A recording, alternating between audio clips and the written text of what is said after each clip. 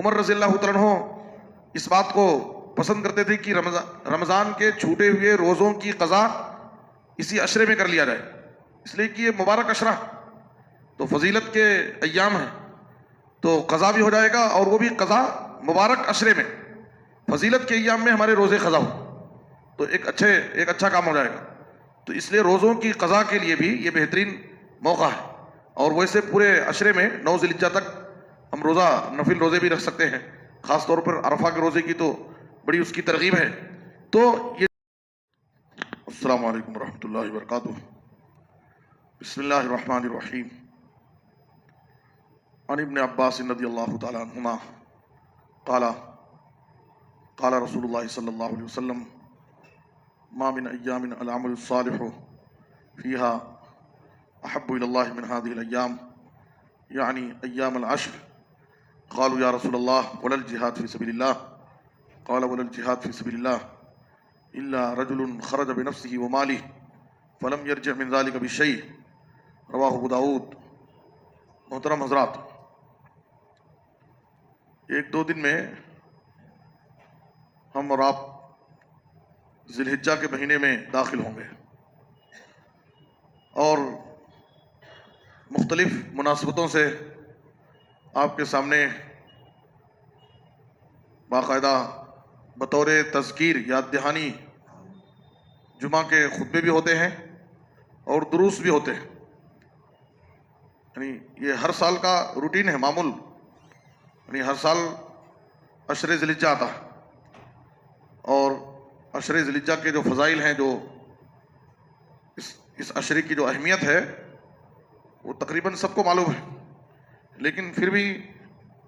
بطور تذکیر یاد دہانی کل آپ کے سامنے اس پر خطبہ بھی ہوا اور مستقل اس پر دروس بھی ہوتے ہیں، تاکہ آنے والا جو یہ مبارک عشرہ ہے، بڑا قیمتی عشرہ ہے، ہم اس کی قدر کریں۔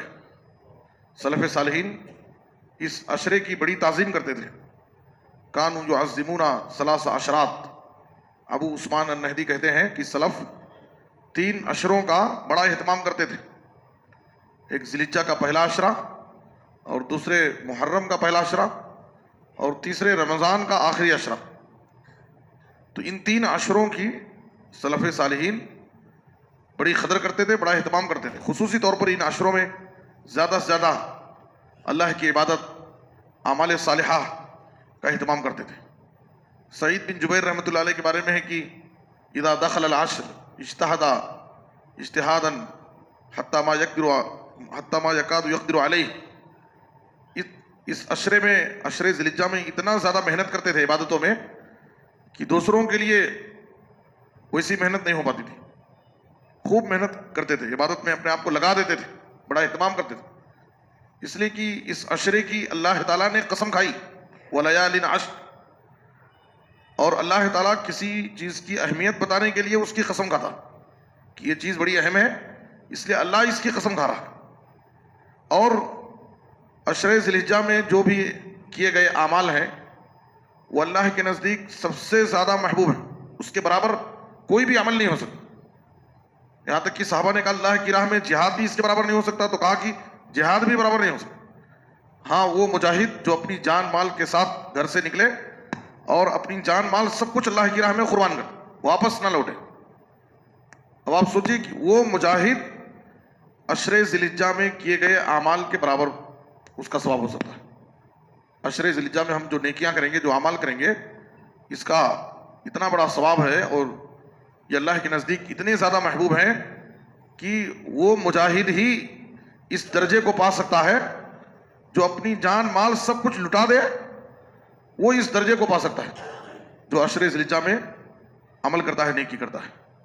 اس لیے اس عشرے میں داخل ہونے سے پہلے ہمیں جو کرنا ہے، سب سے بڑی چیز وہ ہے عزم صادق، پختہ ارادہ، دل سے اچھی نیت ہم کریں، پختہ ارادہ کریں اس عشرے کو پانے کی اور اس کی قدر کرنے کی، دل میں ایک پختہ ارادہ، اس لیے کہ بندے کی نیت کے مطابق اللہ تعالیٰ بندے کے ساتھ معاملہ کرتا ہے۔ وَإِنَّمَا لِكُلِّ امْرِئٍ مَّا نَوَىٰ،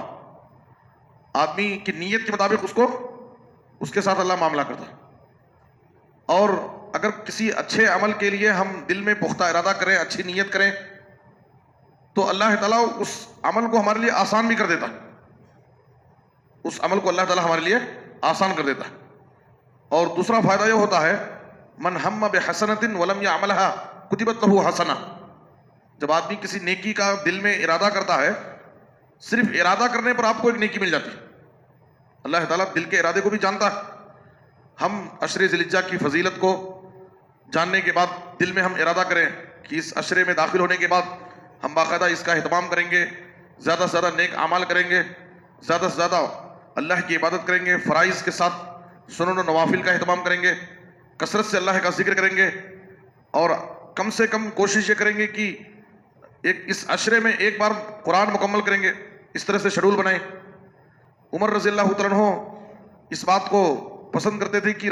رمضان کے چھوٹے ہوئے روزوں کی قضا اسی عشرے میں کر لیا جائے، اس لیے کہ یہ مبارک عشرہ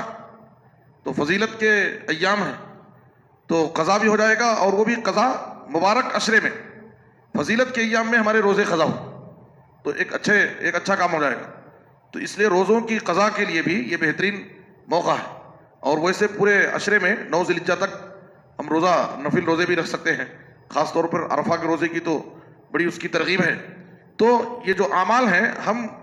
اس کو کرنے کا دل میں پختہ ارادہ کریں، اچھی نیت کر لیں ابھی سے، تو اللہ تعالیٰ ہمارے لیے اس عشرے کو پانا اور پانے کے بعد اس کی قدر کرنے اور اس عشرے کو زیادہ سے زیادہ نیک اعمال میں گزارنے کی اللہ ہمیں توفیق دے گا، اور ہمارے لیے اللہ آسان کر دے گا، اور صرف نیت کرنے پر اللہ تعالیٰ ہم کو اجر و ثواب دے دے گا، ایک نیکی ہمارے اعمال میں لکھ دی جائے گی۔